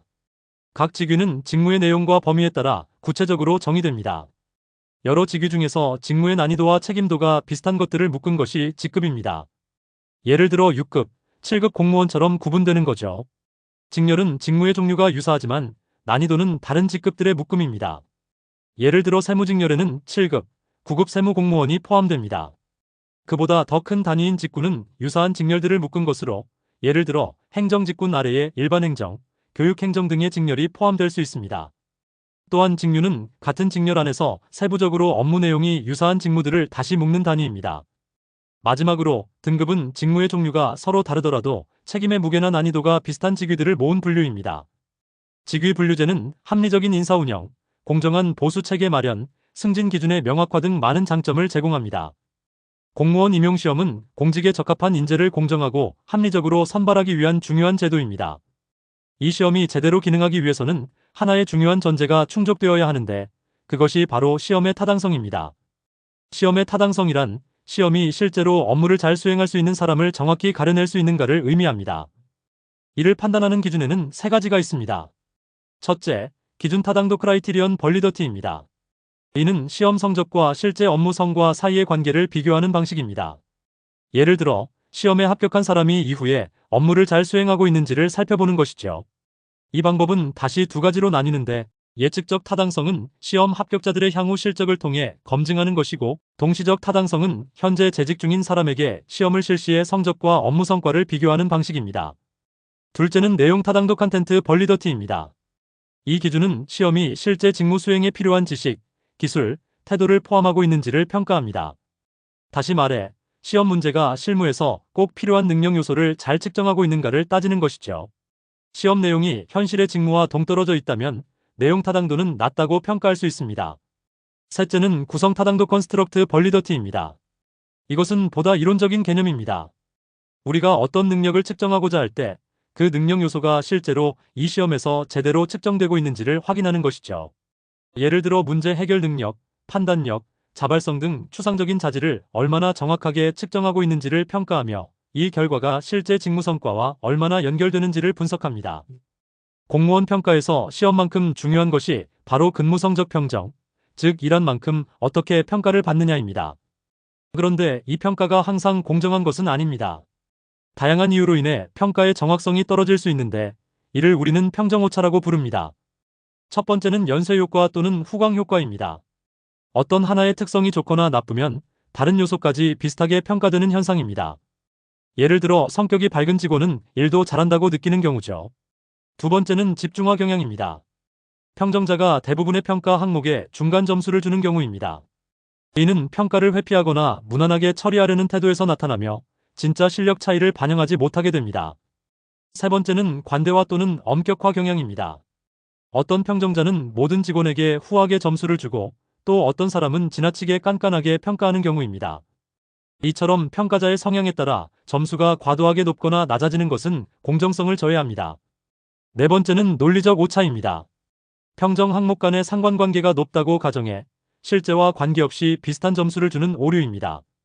예를 들어 책임감이 강한 사람은 반드시 협동심도 높을 것이라고 단정 짓는 경우입니다. 다섯 번째는 상동적 오차, 즉 편견에 의한 오류입니다. 특정 연령대, 성별, 출신 학교 등과 같은 선입견이 평가에 개입할 때 발생합니다. 여섯 번째는 규칙적 오차입니다. 평정자가 다른 사람들과 비교해 지속적으로 높게 또는 낮게 평가하는 경향이 있는 경우입니다. 일곱 번째는 총계적 오차입니다. 이것은 일관성이 없이 항목별로 기준이 달라져서 평가 결과에 체계성이 없는 경우입니다.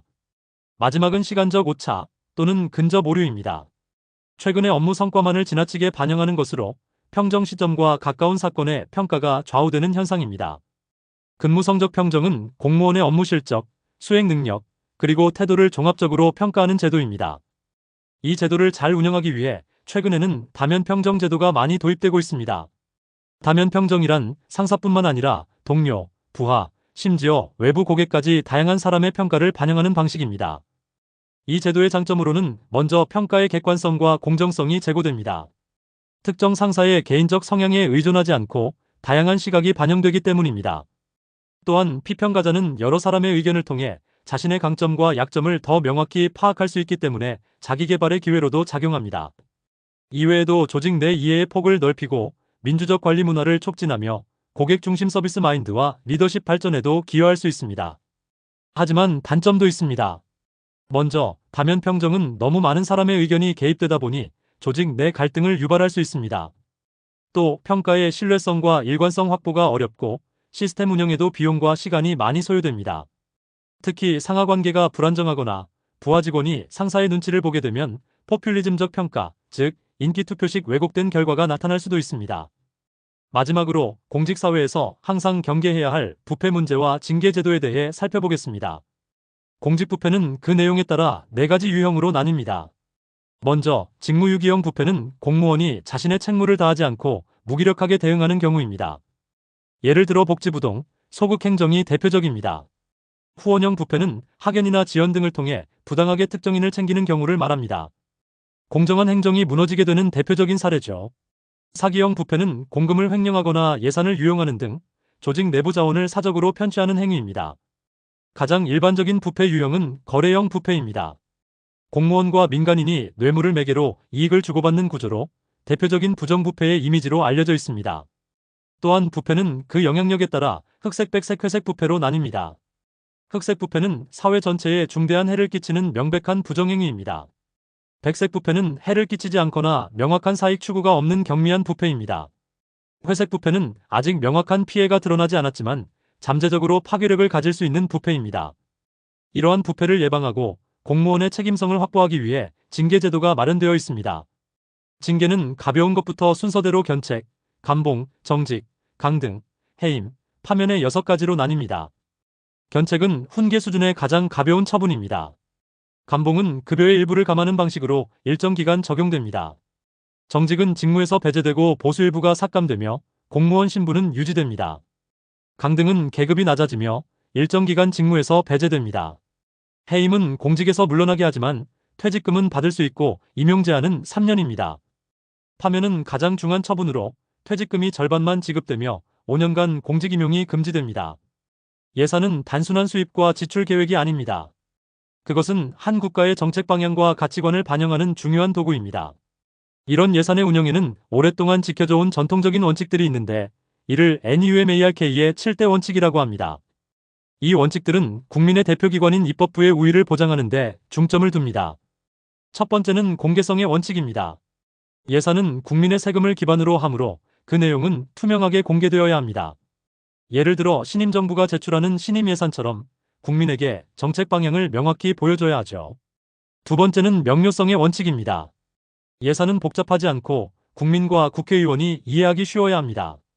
총괄 예산처럼 간결한 구성이 필요하다는 의미입니다. 세 번째는 완전성의 원칙입니다. 정부의 모든 수입과 지출은 예산에 빠짐없이 계상되어야 하며 전대차관, 기금, 순계 예산 등도 포함되어야 합니다. 이 원칙은 음성적인 지출을 방지하려는 데 목적이 있습니다. 네 번째는 단일성의 원칙입니다. 하나의 회계로 모든 예산을 통합 관리해야 한다는 의미입니다. 하지만 특별회계, 기금, 추가 경정 예산은 이 원칙의 예외로 인정되는 경우가 많습니다. 다섯 번째는 한정성의 원칙입니다. 예산은 특정한 목적, 금액, 기간 내에서만 사용되어야 합니다. 이를 초과하면 이용이나 전용, 이월, 계속비 같은 제도적 장치를 활용해야 하죠. 여섯 번째는 사전 의결의 원칙입니다. 예산은 국회의 사전 동의를 거쳐야 하며 정부가 마음대로 예산을 집행하는 것을 막기 위한 원칙입니다. 준예산, 예비비, 대통령 긴급명령 등은 이 원칙이 제한되는 대표적인 사례입니다. 마지막은 예산 통일의 원칙입니다. 특정한 수입이 특정한 지출로 연계되면 안 된다는 원칙으로 예산의 유연한 운용을 위한 기본 전제입니다. 목적세, 특별회계, 기금은 이 원칙에서 예외가 될 수 있습니다. 예산은 다양한 기준에 따라 여러 가지 형태로 분류됩니다. 먼저 회계 성격에 따른 분류에서는 일반회계와 특별회계가 있습니다. 일반회계는 국가의 기본적 기능 수행에 필요한 예산으로 조세 수입을 기반으로 합니다. 특별회계는 특정 사업이나 자금 운용을 위해 설치된 예산입니다. 예를 들어 교육세, 특별회계처럼 특정한 목적에만 쓰이는 자금이죠. 이와 유사하게 기금은 보다 신축적인 운용이 필요한 자금에 활용됩니다. 예산 불성립 시 대처 방안으로는 세 가지가 있습니다. 준예산은 전년도 예산을 기준으로 정부가 집행할 수 있도록 국회가 승인하는 방식입니다. 잠정예산은 예산안이 의결되기 전 몇 개월치 예산을 잠정적으로 허용하는 것입니다. 가예산은 통상 한 개월 내외의 짧은 기간 동안 한시적으로 예산 집행을 허용하는 제도입니다. 마지막으로 예산 성립 시기에 따른 분류도 있습니다. 본예산은 정부가 처음 국회에 제출하는 당초 예산입니다. 수정예산은 국회 심의 중에 부득이한 사유로 수정되는 예산안이고 추가 경정 예산은 이미 확정된 예산에 예기치 못한 사정으로 수정이 필요한 경우 국회 동의를 받아 변경하는 예산입니다. 예산은 단지 편성으로 끝나는 것이 아닙니다. 편성심의 집행 결산이라는 전체 과정을 거쳐야 완결됩니다. 먼저 편성 단계는 주로 행정부가 주도합니다. 중기사업계획서를 받은 후 예산 편성 지침을 각 부처에 내려보내고 각 부처는 예산 요구서를 제출합니다. 이 자료를 바탕으로 기획재정부가 조정과 사정을 거쳐 국무회의에서 확정한 뒤 국회로 제출합니다. 그 다음은 심의 단계, 즉 입법부의 몫입니다. 국회는 먼저 국정감사를 실시하고 대통령의 시정연설이 이어진 후 상임위원회에서 예비심사를 합니다. 이후 예결특위가 종합심사를 거쳐 본회의에서 최종 의결하게 됩니다. 집행 단계에서는 정부가 실제로 예산을 사용하게 되며 마지막으로 결산 및 회계 단계에서 사용 내역을 분석하고 필요시 사후 통제를 실시합니다. 강의 스크립트 예산 집행의 통제와 신축성 유지. 예산 집행 시에는 무분별한 지출을 방지하기 위한 통제 장치가 필요하지만 동시에 유연한 대응을 위한 신축성 유지도 중요합니다. 먼저 통제 방안으로는 배정과 재배정, 지출원 인행위 통제, 정원 보수 통제, 예비타당성 조사제도, 총사업비 관리제도 등이 있습니다. 특히 지출 이전에 사전 보고나 승인을 통해 예산 집행의 정당성과 효율성을 확보합니다. 한편 신축성 유지 방안도 존재합니다.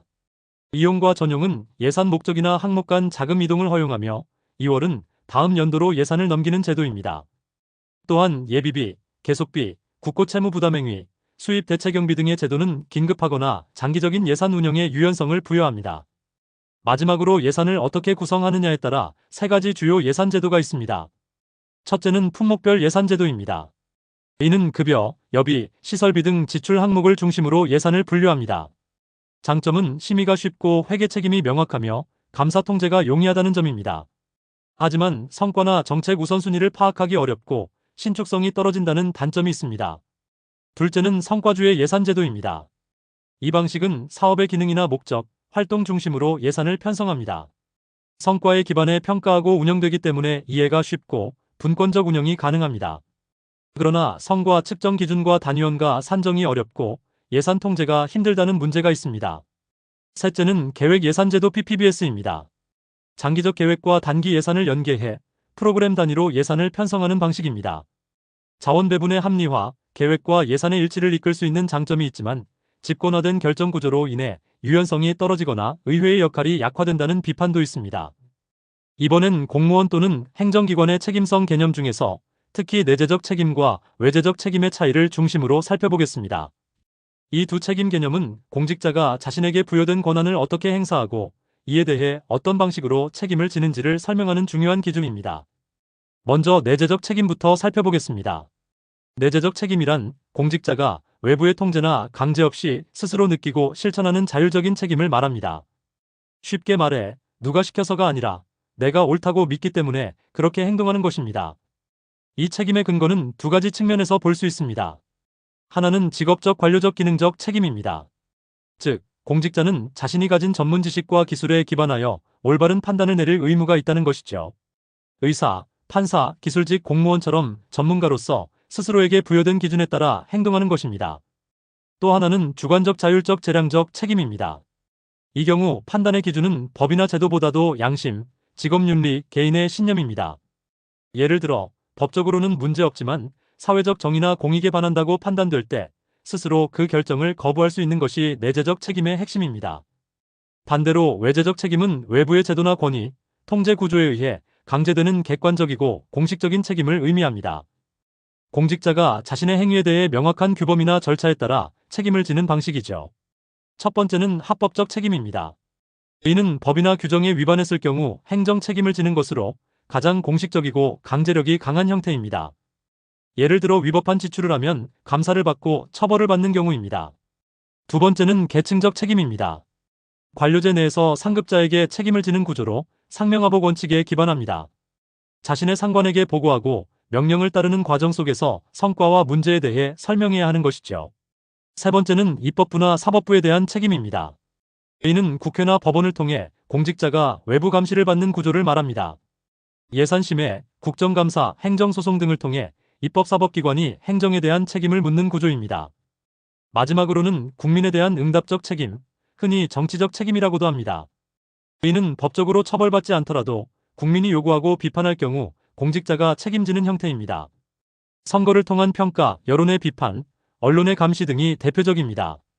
이처럼 내재적 책임은 자기 규율에 의한 도덕적, 윤리적 책임, 외재적 책임은 제도적 공식적 구조에 의한 통제와 강제력에 기반한다고 이해하면 됩니다. 실제 행정 현장에서는 이 두 책임이 상호 보완적으로 작용해야 합니다. 내재적 책임만 강조되면 독선이나 무책임으로 이어질 수 있고 외재적 책임만 강조되면 행정의 자율성과 유연성이 저해될 수 있기 때문입니다. 이번엔 행정이 과도하거나 잘못된 방향으로 흐르지 않도록 감시하고 견제하는 행정통제의 유형에 대해 알아보겠습니다. 행정통제는 크게 외부 통제와 내부 통제, 그리고 공식성과 비공식성의 기준에 따라 네 가지로 분류됩니다. 먼저 외부 통제부터 보겠습니다. 외부 통제는 행정부 외부에서 행정을 감시하는 장치입니다. 그 중에서도 공식적인 외부 통제에는 다음 세 가지가 있습니다. 첫째, 입법 통제는 국회가 행정의 예산이나 법률 집행을 감시하는 방식입니다. 둘째, 사법통제는 행정이 헌법이나 법률에 위반되었을 때 법원이 판단을 내리는 구조입니다. 셋째, 옴부즈만 제도는 독립적인 제3자가 행정기관의 부당한 처분이나 불합리한 절차를 조사하는 장치입니다. 한편 비공식적인 외부 통제에는 시민사회가 등장합니다. 예를 들어 시민단체, 이익집단, 언론, 인터넷 여론, 매스컴, 정당 등이 행정에 대한 민중통제를 행사할 수 있습니다. 법적 권한은 없지만 여론을 형성하여 강력한 영향을 줄 수 있죠. 다음은 내부통제입니다. 내부통제는 정부 조직 내부에서 행정을 통제하는 방식입니다. 공식적인 내부통제에는 청와대나 국무총리실, 감사원, 중앙부처, 국민권익위원회 등이 있습니다. 예컨대 청와대의 행정수반 통제나 감사원의 감사활동 등이 이에 해당합니다. 그에 비해 비공식적인 내부통제는 규범이나 문화에 기반합니다. 예를 들어 공무원의 직업윤리, 대표관료제로서의 책임의식, 조직 내 행정문화 등은 강제성은 없지만 조직 내부에서 중요한 통제 역할을 합니다. 결론적으로 공식성과 강제성이 있느냐, 그리고 조직 내부인지 외부인지에 따라 행정통제는 다양하게 나뉘며 이들은 서로 보완적인 역할을 수행합니다. 이번에는 행정통제 방식 중 하나인 옴부즈만 제도와 국민권익위원회의 차이에 대해 비교해 보겠습니다. 먼저 일반 옴부즈만은 입법부 소속으로 주로 국회 산하에서 운영됩니다. 그 법적 근거는 헌법이며 활동 방식은 국민의 신청에 따라 조사에 착수하고 때로는 직권으로도 조사할 수 있습니다. 주요 대상은 행정기관에 위법하거나 부당한 처분입니다. 이 경우 위법성뿐 아니라 한목적성까지 함께 판단하기 때문에 통제가 넓고 결과에 따라 간접 통제를 하게 됩니다. 즉, 법적 강제력은 없지만 기관의 자발적인 수정을 유도합니다. 반면 국민권익위원회는 행정부 소속으로 국무총리 직속 기구입니다. 법률의 근거는 있지만 상대적으로 법적 안정성은 부족하다는 평가도 있습니다. 이 위원회는 신청에 의한 조사만 가능하고 직권조사는 어려운 구조입니다. 대상도 일반적으로는 부당한 행정행위이며 결과 역시 간접 통제에 그칩니다. 즉, 시정 요구나 의견 표명이 가능하지만 무효화하거나 강제로 고칠 수는 없습니다. 따라서 옴부즈만은 독립성과 권한 면에서 더 강력한 제도, 권익위원회는 행정부 내부 감시와 민원 처리 기능에 더 중점을 둔 제도라고 볼 수 있습니다. 마지막으로 행정체제를 개선하는 방법, 즉 행정개혁의 접근 방식에 대해 알아보겠습니다. 행정개혁은 단순히 법을 바꾸거나 조직을 줄이는 것이 아니라 행정이 국민에게 더 잘 봉사할 수 있도록 전체 체계를 설계하고 조정하는 작업입니다. 이를 접근하는 방식은 세 가지로 분류됩니다. 첫 번째는 구조적 접근 방법입니다. 이 방법은 행정체제의 기본 설계를 바꾸는 것으로 조직 구조의 개편이나 권한 분산, 명령체계 조정 등이 해당됩니다. 예를 들어 통솔 범위를 적절히 조정하거나 중앙 집중에서 지방 분권 구조로 전환하는 것이 대표적입니다. 이는 물리적이고 제도적인 개혁을 중시합니다. 두 번째는 과정적 기술적 접근 방법입니다. 이는 조직의 흐름과 시스템을 효율화하는 방식입니다. 의사결정, 정보 전달, 통제 과정 등 업무의 절차적 측면을 과학적으로 분석하고 개선하는 데 중점을 둡니다. 예를 들어 컴퓨터 시스템을 도입해 업무를 자동화하거나 관리 과학 어퍼레이션즈 리서치, 체제 분석 등을 활용하는 방식이 이에 속합니다. 세 번째는 행태적 접근 방법입니다. 이 방법은 조직 구성원의 태도, 가치관, 인간관계에 주목합니다. 제도나 시스템만 바꾼다고 해서 실제 조직이 변화하는 것은 아니기 때문에 구성원의 참여와 협력을 통해 내부 문화와 분위기를 바꾸는 것이 중요하다는 입장입니다. 예를 들어 조직발전 오디 오거너제이션 디벨로프먼트의 대표적인 방법입니다. 이는 교육훈련, 워크숍, 커뮤니케이션 개선 등으로 구성원의 역량과 동기를 높이는 방식입니다. 이 세 가지 접근은 어느 하나만 사용하는 것이 아니라 상황에 맞게 복합적으로 병행하는 것이 바람직합니다. 이번엔 조직의 성과를 어떻게 종합적으로 평가할 수 있을지를 설명하는 중요한 관리 도구인 균형 성과표, 즉 BSCBALANCD 스코카드에 대해 알아보겠습니다. 과거에는 조직의 성과를 측정할 때 주로 재무적인 수치, 즉 수익, 비용, 이익률 등만을 중시했습니다. 그러나 이러한 평가는 과거의 결과만을 반영하며 조직이 앞으로 얼마나 잘 성장할 수 있을지를 예측하거나 내부적인 개선 여지를 평가하기 어렵다는 한계가 있습니다. 이런 문제를 해결하고자 고안된 것이 바로 균형성 과표 BSC입니다. BSC는 재무적 관점뿐만 아니라 비재무적 관점도 함께 고려하여 조직의 성과를 전략적으로 그리고 미래 지향적으로 평가하는 도구입니다. BSC는 크게 4가지 관점으로 구성됩니다. 1. 재무적 관점 후행지표 과거 시각. 이 관점은 전통적인 방식의 성과 측정입니다. 수익, 비용, 수익률, 예산 집행률, 투자 대비 수익률 등 재무 성과를 측정하는 지표들로 구성되며 주로 조직의 최종 성과를 확인하는 후행 지표입니다. 과거 실적을 반영하는 과거 시각이라고도 표현됩니다. 고객 관점 외부 시각. 이 관점은 조직이 고객에게 어떤 가치를 제공하고 있는가에 중점을 둡니다. 민간 기업이라면 고객 만족도, 고객 충성도, 시장 점유율 등이 될 수 있고, 공공조직에서는 국민 만족도, 민원 처리율, 서비스 접근성 같은 지표가 포함됩니다. 이는 외부에서 조직을 어떻게 평가하고 있는지를 보여주는 지표이기 때문에 외부 시각이라고도 합니다. 3. 내부 프로세스 관점, 과정적 관점. 이 관점은 조직 내부의 업무 흐름과 프로세스 개선에 초점을 맞춥니다. 예를 들어 민원 처리 속도, 오류율, 부서 간 협업 체계, 서비스 전달 효율성 등이 이에 해당하죠. 조직의 운영 과정을 분석하고 개선하는 기준이기 때문에 과정적 관점이라고 부릅니다. 4. 학습과 성장 관점, 미래 시각. 마지막은 미래를 준비하는 조직의 역량을 평가하는 관점입니다. 인적자원 개발, 정보 시스템의 활용, 조직 문화, 교육훈련 투자 등이 포함됩니다.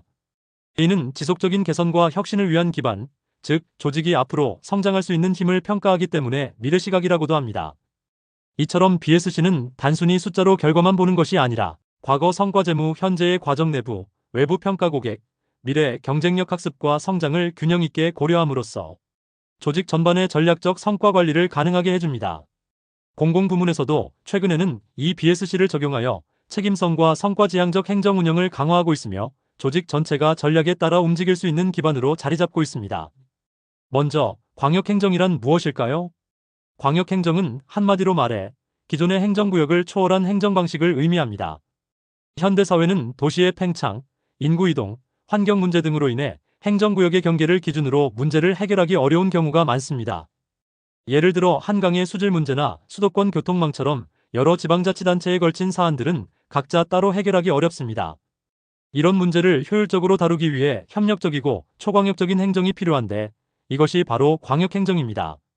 광역행정의 방식은 크게 세 가지 유형으로 나뉩니다. 첫 번째는 공동처리 방식입니다. 이 방식은 2개 이상의 지방자치단체나 지방행정기관이 상호협력 관계를 맺고 특정 행정사무를 공동으로 처리하는 방식입니다. 각 단체가 별도의 조직을 만들기보다는 기존 구조 속에서 협약을 통해 협력하는 것이 특징입니다. 예를 들어 공동쓰레기 소각장 운영이나 도서관, 체육시설의 공동관리 등이 이에 해당합니다. 두 번째는 연합 방식입니다. 이 경우에는 각 자치단체가 법적 독립성을 유지하면서 공동의 목적을 수행하기 위해 새로운 연합 조직을 구성합니다. 기존 단체는 그대로 있지만 그 위에 별도의 합의기구나 사무처를 두어 특정 업무를 처리하는 식입니다. 쉽게 말해 같이 일하되 따로 사는 방식이라고 이해할 수 있습니다. 세 번째는 합병 방식입니다. 여러 자치단체를 통합하여 새로운 법인격의 지방자치단체를 신설하는 방식입니다. 이는 광역행정 중에서도 가장 강력한 통합 형태이며 조직과 권한, 예산까지 모두 재편됩니다. 인구 감소나 행정 비효율성이 심각한 지역에서 자주 논의되는 방식입니다. 이번에는 지방자치의 두 가지 개념, 즉 주민자치와 단체자치의 차이를 비교해 보겠습니다. 먼저 주민자치는 민주주의의 원리에 기반한 개념으로 자치의 핵심을 주민의 참여와 의사결정에 둡니다. 즉 지방자치의 주체는 주민이며 이들이 스스로의 문제를 결정하고 해결하는 것이 이상적인 모습입니다. 정치적 철학적 배경에서 출발한 개념이죠. 반면 단체자치는 법률적 의미에서 출발합니다. 국가가 일정한 범위의 사무를 처리할 수 있도록 법적으로 지방자치단체에 권한을 부여하는 구조입니다. 지방자치단체는 국가의 통제를 받되 일부 자율성을 갖고 독립적으로 행정 업무를 수행합니다. 자치권 인식에서도 차이가 있습니다. 주민자치는 자연법상 권리, 즉 본래부터 주민에게 주어진 고유한 권리로 인식되며 최강범적인 자치권을 주장합니다. 반면 단체자치는 실정법상 권리, 즉 국가가 법률로 인정하고 위임한 권리로 제한적인 성격을 가집니다. 자치의 중심 역시 다릅니다. 주민자치는 지방자치단체와 주민의 관계를 중시하고 단체자치는 자치단체와 국가 간의 관계를 중시합니다. 범위 측면에서 보면 주민자치는 광범위한 자치권을, 단체자치는 협소한 자치권을 인정합니다. 권한 배분도 방식이 다릅니다. 주민자치는 개별적 지정주의라고 하여 모든 권한이 지방에 있다고 보고 국가가 금지하는 것만 제한합니다. 반면 단체자치는 포괄적 위임주의로 국가가 위임한 범위 내에서만 자치를 인정합니다. 중앙통제 방식도 차이가 있는데 주민자치는 입법통제나 사법통제와 같은 간접적인 통제를 중시하지만 단체자치는 행정적 통제를 강조합니다. 이러한 차이로 인해 지방정부의 형태도 달라집니다. 주민자치 국가에서는 기관 분리평, 즉 의회와 집행기관이 분리되는 구조가 많고, 단체자치 국가는 기관 대립형, 즉 지방정부 수장에게 권한이 집중되는 구조가 흔합니다. 마지막으로 사무구분에서도 주민자치는 국가 위임 사무와 자치 사무를 명확히 구분하지 않고 경우에 따라 혼합되지만, 단체자치는 이 둘을 명확히 구분하여 체계적으로 운영하려고 합니다. 대표적인 주민자치 국가로는 영국과 미국, 단체자치 국가로는 독일과 프랑스를 예로 들 수 있습니다. 이번엔 지방자치단체의 구조, 즉 단층제와 중층제에 대해 비교해 보겠습니다. 먼저 단층제는 하나의 지역, 하나의 자치단체만 존재하는 구조입니다. 예를 들어 시 또는 군이라는 단일 자치단체가 행정의 모든 역할을 담당합니다. 이 구조는 중간 단계가 없기 때문에 의사소통 과정이 간결하고 행정의 효율성이 높다는 장점이 있습니다. 또한 중복된 기능을 제거하고 행정 책임을 명확히 할 수 있으며 지역 고유의 특성을 반영한 자치가 가능하다는 점도 큰 특징입니다. 하지만 단점도 존재합니다. 중앙정부의 통제가 과도해지기 쉽고 광역 단위의 문제, 예를 들어 대규모 인프라 건설이나 광역교통망 같은 사안에는 대응력이 떨어질 수 있습니다. 반면 중층제는 일정한 지역 안에 여러 개의 자치단체가 수직적으로 배치된 구조입니다. 예를 들어 광역자치단체와 기초자치단체가 공존하면서 상호협력 또는 분업하는 방식입니다. 이 구조는 기능을 분화시켜 효율성을 높이고 기초단체의 권한을 보호할 수 있다는 장점이 있습니다. 또한 광역자치단체가 있는 덕분에 대규모 사업에 대한 대응력과 조정 능력이 뛰어납니다. 하지만 행정기능의 중복이나 이중행정, 권한 충돌, 혼란 등도 발생할 수 있으며 행정비용이 증가할 우려도 있습니다. 우리나라는 이론적으로 보면 3층제 구조, 즉 광역자치단체 도시 기초자치단체 시군구 읍면동으로 나뉘어 있습니다. 단 인구 50만 이상의 대도시는 4층제 구조에 가깝다고 볼 수 있습니다. 이번에는 우리나라의 자치단체의 종류에 대해 정리해 보겠습니다. 우리나라 지방자치단체는 보통자치단체와 특별자치단체로 구분됩니다. 먼저 보통자치단체는 지역 주민의 일반적 생활을 책임지는 자치단체로, 다시 광역자치단체와 기초자치단체로 나뉩니다. 광역자치단체에는 특별시, 광역시 또는 특별자치시, 도 또는 특별자치도가 포함되며 광역적 기능을 수행합니다. 기초자치단체에는 시, 군, 구가 속합니다. 다만 도 아래의 시나 시 아래의 구는 자치구가 아닌 행정구 일반구일 수 있다는 점에 유의해야 합니다. 그 외에 특별자치단체는 2개 이상의 지방자치단체가 협의체나 조합을 만들어 공동의 목적을 수행하는 경우에 설치할 수 있는 구조입니다. 예를 들어 지역 간 쓰레기 처리 조합이나 공동수자원 관리 등이 여기에 해당합니다. 지방자치단체는 자체적으로 재정을 마련하기도 하지만 상당 부분은 국가로부터 이전받는 재원, 즉 의존재원에 의존합니다. 대표적인 의존재원은 크게 지방교부세와 국고보조금으로 나뉩니다. 먼저 지방교부세는 중앙정부가 지방정부에 교부하는 무상무조건적 재원입니다. 크게 4가지로 나뉘는데요. 보통교부세는 지방정부의 재정력 수준을 평가해 재정이 부족한 곳에 자동으로 배분됩니다. 재정력 지수가 낮을수록 더 많이 받게 되죠. 특별교부세는 예기치 못한 재정 수요 예컨대 자연재해, 긴급한 시설 보수 등가 생겼을 때 별도로 지원되는 재원입니다. 부동산교부세는 종합부동산세 전액을 재원으로 하여 지역 간 형평성을 고려해 배분됩니다. 소방안전교부세는 소방재난 안전 관련 시설 확충 및 장비 구입을 위해 쓰입니다. 다음은 국고보조금입니다. 이는 중앙정부가 시책상 필요에 따라 특정 지방사업을 지정하고 그에 필요한 비용의 일부를 보조하는 방식입니다. 이는 목적과 용도가 지정되어 있는 조건부 재원으로 지방정부의 자율성이 제한되는 경우가 많습니다. 즉, 지방교부세는 자율적 사용이 가능하지만 국고보조금은 특정 목적에 맞게만 사용할 수 있는 제한적 재원이라는 점이 두드러지는 차이점입니다.